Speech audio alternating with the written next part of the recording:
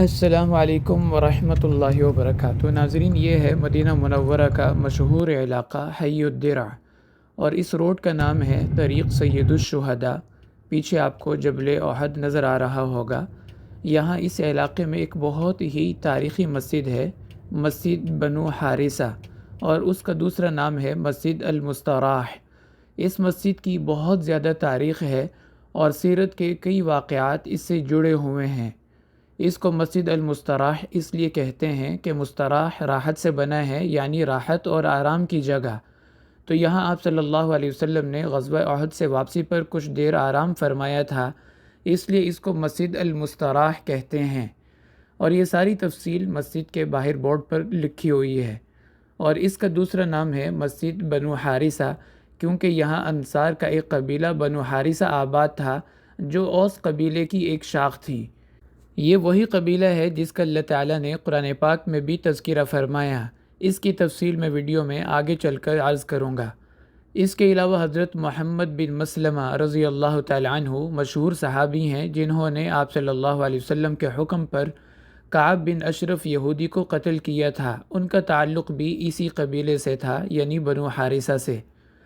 اس کے علاوہ غزوہ خندق کے موقع پر آپ صلی اللہ علیہ وسلم نے خندق کی کھدائی انہی کے علاقے سے شروع فرمائی تھی۔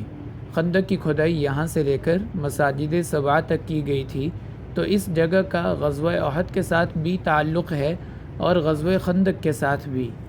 اس کے علاوہ ان کا تذکرہ قرآن پاک میں غزوہ احد سے متعلق آیات میں اشارتاً کیا گیا ہے۔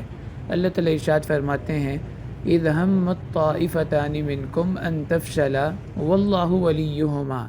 ان آیات کا پس منظر یہ ہے کہ رئیس المنافقین عبداللہ بن ابی ابن سلول جب اپنے 300 ساتھیوں کو لے کر غزوہ احد میں شریک ہونے سے واپس ہو گیا، تو بنو حارثہ اور بنو سلمہ بھی پھسلنے لگے اور واپسی کے بہانے سوچنے لگے، لیکن چونکہ یہ مخلص لوگ تھے تو اللہ تعالیٰ نے ان کے دلوں سے خوف کو نکال دیا اور ان کے قدموں کو جما دیا، اور یوں انہوں نے واپسی کا ارادہ ترک کر دیا۔ تو اس آیت مبارکہ میں طائفتان سے مراد بنو حارثہ اور بنو سلمہ ہیں۔ بنو حارثہ یہاں آباد تھے اور یہ انہی کی مسجد تھی، اس لیے اس کا ایک نام مسجد بنو حارثہ ہے اور دوسرا نام مسجد المستراح۔